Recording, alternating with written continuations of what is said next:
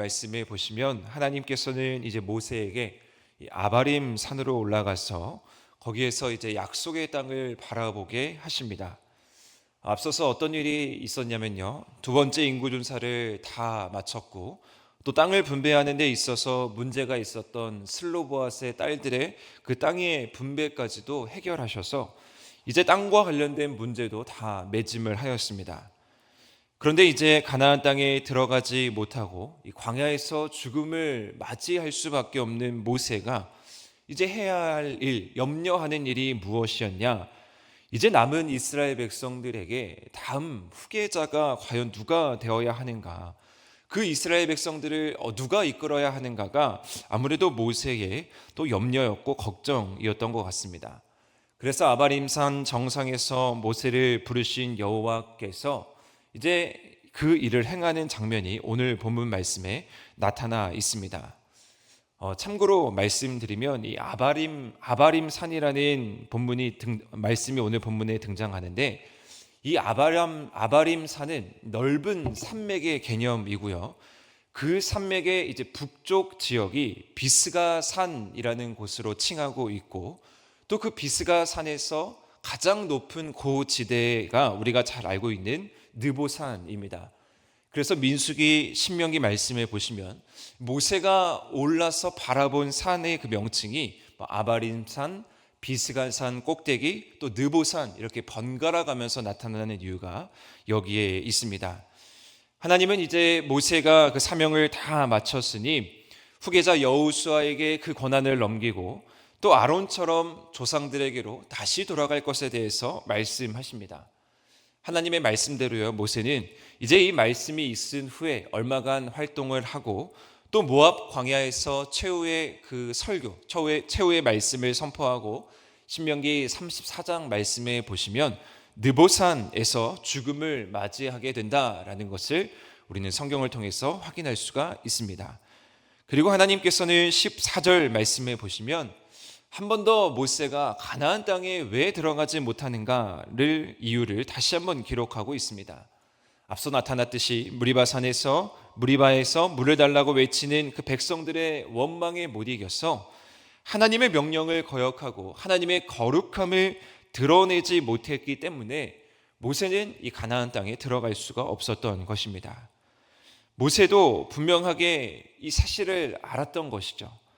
자신의 마지막 때가 이르렀고 자신은 하나님의 명령대로, 하나님의 말씀대로 가나안 땅에 들어갈 수 없구나라는 것을 분명히 알고 그것에 대해서 더 이상 욕심을 부리지 않았던 것으로 보입니다.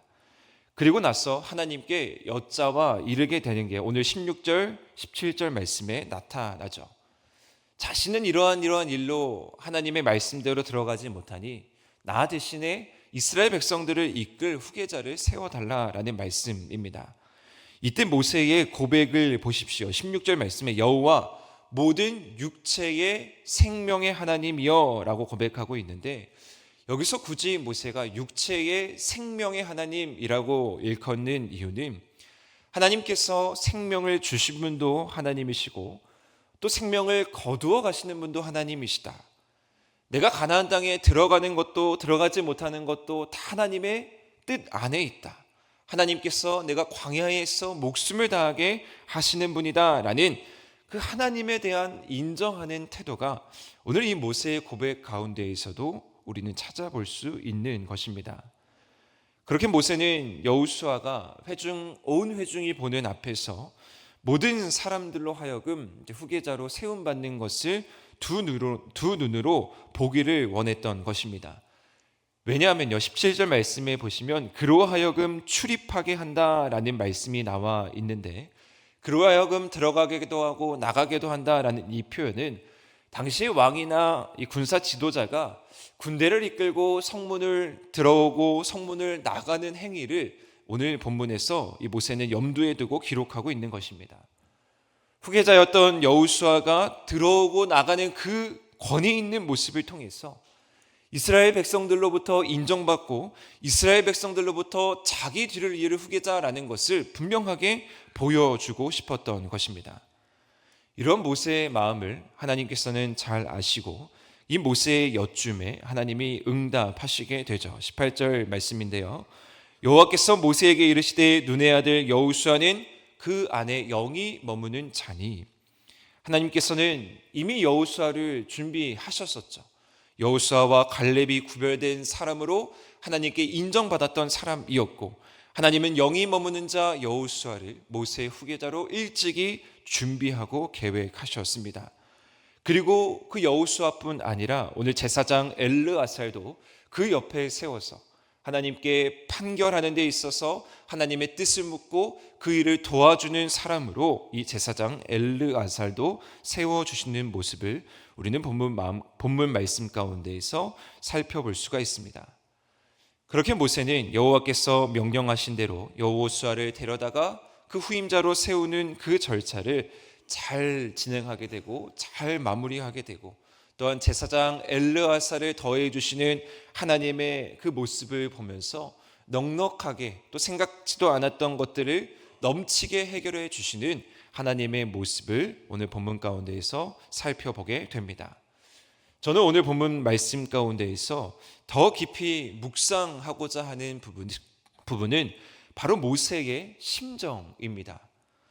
모세는 평생 이스라엘 백성들을 위해서 지도자로서 정말 전심으로 이스라엘 백성들을 사랑하며 지금까지 왔습니다. 죽음을 앞두고 그리고 같이 가나안 땅에 들어가지 못하는 그 모세의 마음이 과연 어떠했느냐라는 것입니다. 생명의 주관자라고 하나님을 인정한 그 모세는 죽음 앞에서 당연히 백성을 그리고 자신의 후계자를 염려할 수밖에 없었습니다. 이것이 정상적인 지도자의 모습이라는 것이죠. 그렇게 모세는 오늘 여호수아를 하나님이 인정하시고 온 회중이 보는 앞에서 세움받는 것을 보기를 원했던 것입니다. 왜냐하면요, 백성을 너무나 사랑하고 지금까지 모세가 한결같은 마음으로 달려왔기 때문이에요. 그리고 이러한 생각도 하게 됩니다. 그렇다면 과연 이 모세는 가나안 땅에 들어가고 싶지 않았을까? 자신이 지금까지 해왔던 것처럼 출애굽을 하고 지금까지 왔던 그 모든 수고와 헌신이 모세 가운데 있었고 그 리더가 바로 모세였습니다. 그러면 모세도 하나님께서 약속하신 땅 가나안 땅에 들어가기를 소망했고 그 소망대로 하나님께서 긍휼을 여기셔서 지도자 모세만큼은 가나안 땅에 들어가서 다 같이 그 모습을 보고 기뻐하면 어땠을까라는 생각도 하게 됩니다. 자, 그런데 한편으로는요, 하나님께서 혹시라도 마음을 움직이셔서 모세가 살아서 가나안 땅에 들어간다 한들 과연 그것이 영광스럽고 과연 그것이 명예로운 모습이었을까라는 생각도 해보게 됩니다. 우리는 이런 말을 하게 되죠. 마지막이 아름다워야 한다. 어쩌면 모세는 가나안 땅에 들어가지 못했기 때문에, 그리고 아름답게 후계자를 세우는 일에 진심이었고 자신의 사명이 어디에서 마쳐야 되는지를 알았기 때문에 그 모습이 더 아름다움으로 남았을 것입니다. 하나님께서 분명하게 광야에서 자신의 소명을 마무리해야 한다라고 말씀하셨기 때문에 이 모세의 뒷모습이 더 아름답게 우리들에게 기억되는 것이겠죠. 모세도 마찬가지였을 것입니다. 모세의 삶을 보시면요, 사실 모세는 처음부터, 그러니까 출애굽을 하는 그 처음부터 모세의 뜻대로 이루어진 것은 하나도 없었습니다. 모세가 처음부터 이스라엘 백성들을 이끌고 가야 된다라는 그 하나님의 말씀에 모세가 부담이 있어서 하나님께, 하나님, 저는 이 일을 감당할 수 없습니다라고 말을 하면서 사양을 하는 말씀이 나옵니다. 자, 그런데 보십시오. 이 모든 일은 하나님의 주권대로 행하십니다. 하나님은 부족하지만 그런 모세를 택하여서 이끄셨고요. 그리고 모세를 사용하셔서 애굽에서 이스라엘 백성들을 나오게 하셨습니다. 모세가 물론 실수가 있었지만 모세를 통해서 하나님께서는 하나님의 일을 보여주셨고 하나님의 계획을, 하나님의 뜻을 이루셨습니다.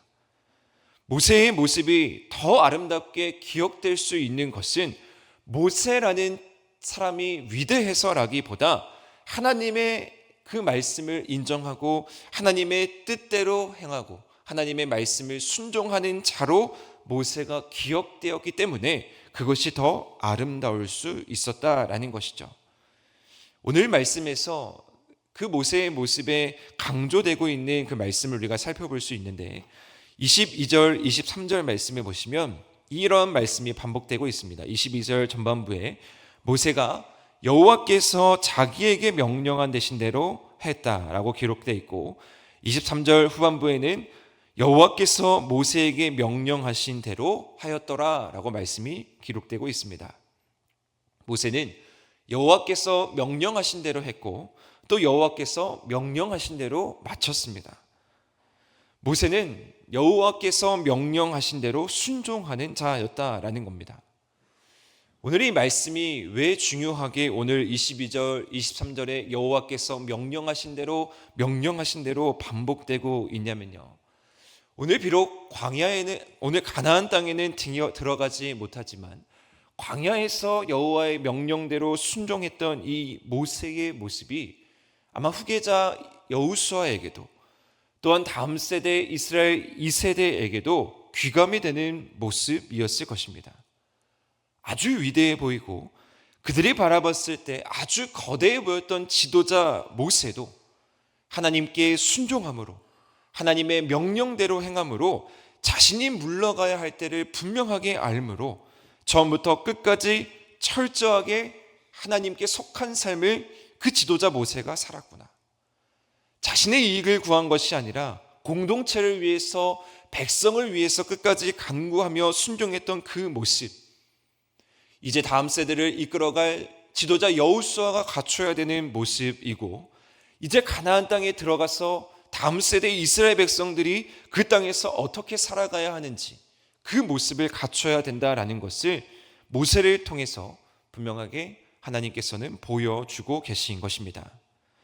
사랑하는 성도 여러분, 오늘 이 새벽 우리가 기도의 자리로 나아갈 때 모세가 하나님의 말씀대로 순종했던 것처럼 우리가 주의 말씀에 순종하며 나아가는 기도를 오늘 드리시기를 축복합니다.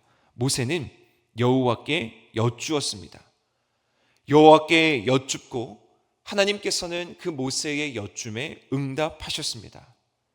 저는 이 말씀이 정말 놀라운 큰 축복의 말씀이라고 생각을 합니다. 우리의 기도는 하나님께 여쭙는 시간입니다. 우리의 뜻을 아뢰기보다 우리가 여쭐 때 하나님이 응답해 주시는 것이 우리의 기도 시간 아니겠습니까? 우리가 하나님께 여쭐 수 있다라는 것도 큰 축복입니다. 왜냐하면 하나님께 여쭐 수 있다라는 것 자체만으로 우리가 하나님과 친밀한 관계를 유지하고 있기 때문입니다. 자, 그런데 거기에 더불어 더 큰 축복은 무엇이냐면 그 친밀한 관계 속에서 하나님께 여쭙고 나아갈 때 하나님이 우리에게 즉각적으로 응답을 해주신다라는 거예요. 이것보다 더 큰 축복이 어디에 있겠습니까? 저는 특별히 이 새벽 자리를 지키시는 우리 모든 성도님들에게 이러한 축복이 있기를 소망합니다. 우리가 이 시간, 이 새벽마다 하나님께 여쭙고 하나님의 뜻을 구하며 나아갈 때에 하나님께서 모세에게 응답해 주시고 하나님께서 모세가 원하고 생각했던 그 부분 넘치도록 채워주셨던 것처럼 오늘 우리에게 새벽마다 나아가는 우리에게 하나님의 뜻이 무엇인지 우리에게 밝히 보여주시고 우리에게 어떠한 방향으로 어떠한 모습으로 나아가야 되는지 알려주시는 그 주님의 음성이 우리에게 들려지고 또 거기에서 그치는 것이 아니라 오늘 모세의 말씀처럼 여호수아의 명령대로 순종하며 나아갈 수 있는 우리 하늘이 모든 성도님들 되시기를 주님의 이름으로 간절히 축원드립니다.